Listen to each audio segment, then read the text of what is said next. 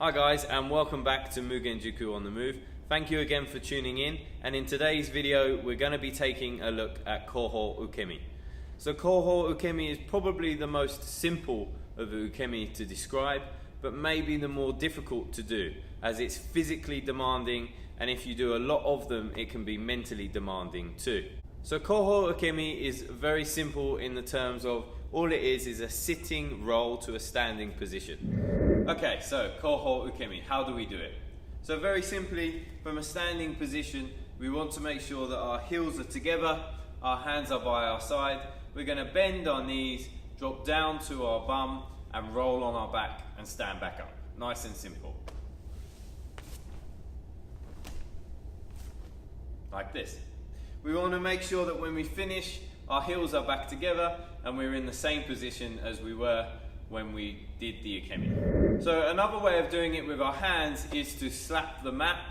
I do recommend that when you do this, you make sure that you're not going to hit anybody by your side. So if you're in a busy dojo, it's better not to use the hands.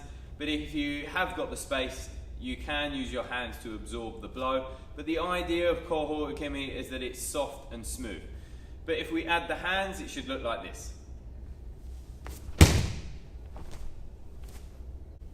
Notice though, when I say using your hands, I'm only using them to brace on the way down. I'm not using them to push myself up.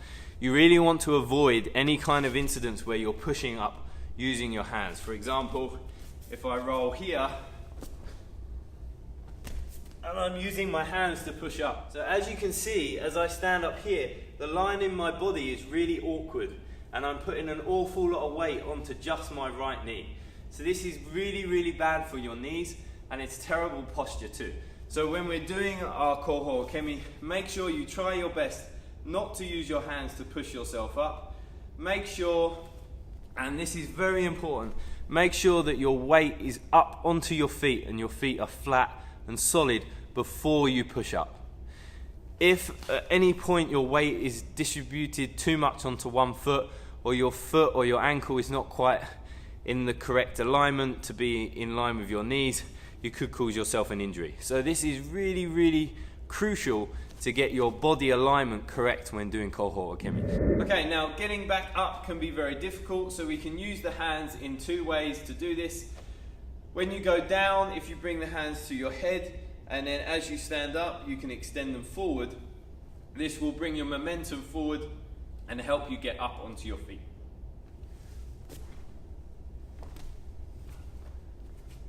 From the side.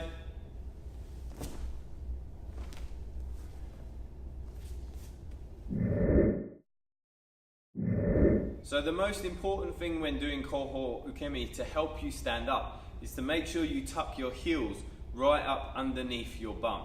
If they're too far out in front of you, this is going to make it really, really difficult for you to then stand up. So if I do from a side shot here, if you watch where my feet land at the end of the roll just before the stand up, it's right as far back as I can get them. So once we've got our feet right underneath, or our heels as far back as possible, we can then use the momentum and our arms, if you need to get your body up over the top of your feet for you to then push up evenly on both feet to come up into that standing position. So one more time from the side, we roll and stand up. So we can also use our legs within this exercise to pull us back up into that forward roll position to allow us to stand up.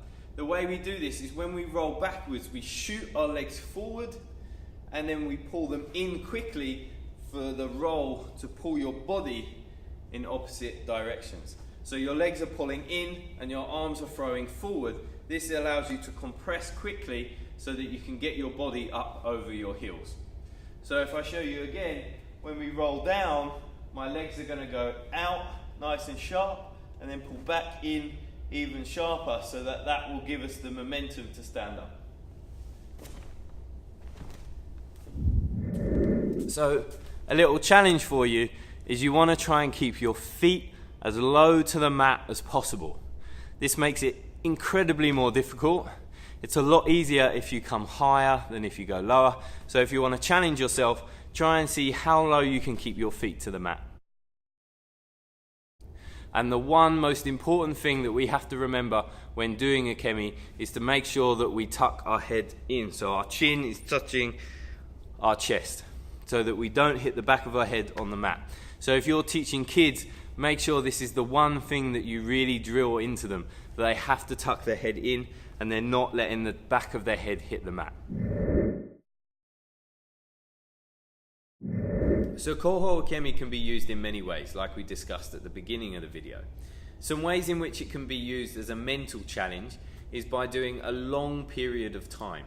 On the Kenshusei course with Pae Sensei, it's a challenge every year that the Kenshusei have to face to do 1,000 Koho ukemi without stopping. This is very, very, very tiring, very hard on the body, and you generally do want to stop many, many times throughout that hour or so that it takes to do them. I'm not telling you to go and do 1,000 at your club, but anything like 100 or maybe a 50, depending on the students that you have, could be a really good challenge and a way to mentally focus people before or at the end of a class. It's also a really good way to describe to people that things can be very, very difficult physically, but you can use your mind and the willpower that you create within yourself and as a group to get yourself through those hard moments of training. The other way that we can use Koho ukemi is in a fun way. We can use it with competitions, the first 1 to 10 or the first 1 to 20.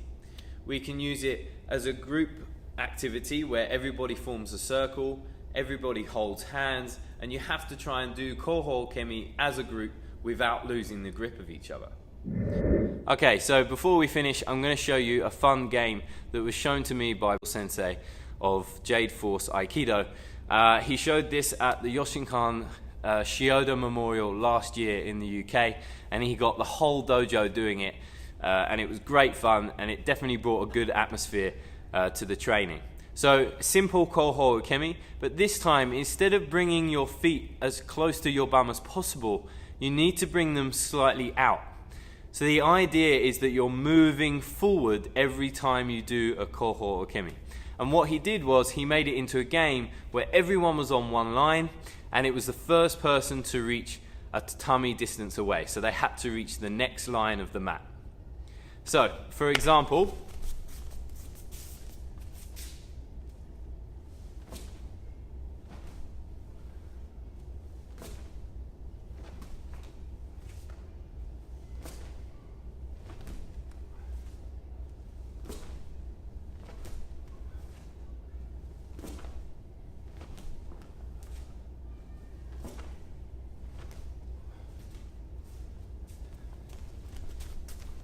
so it's quite hard because you have to really shift your weight and really pull your body up and forward over your legs.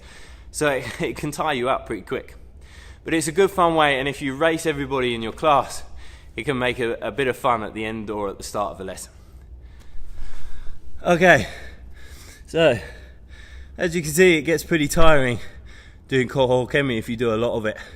So I hope you've taken on board the points I've made, and I hope it makes it a little bit easier for you. Just remember, if you do have any back or knee issues, please take it very, very easy. Try not to use your hands when you stand up. Make sure that you're nice and even on your feet and you're balanced so that you don't cause any need to have too much strain. Remember that Koho ukemi can be used in lots of different ways. So you can do it as a warm-up at the beginning of your class.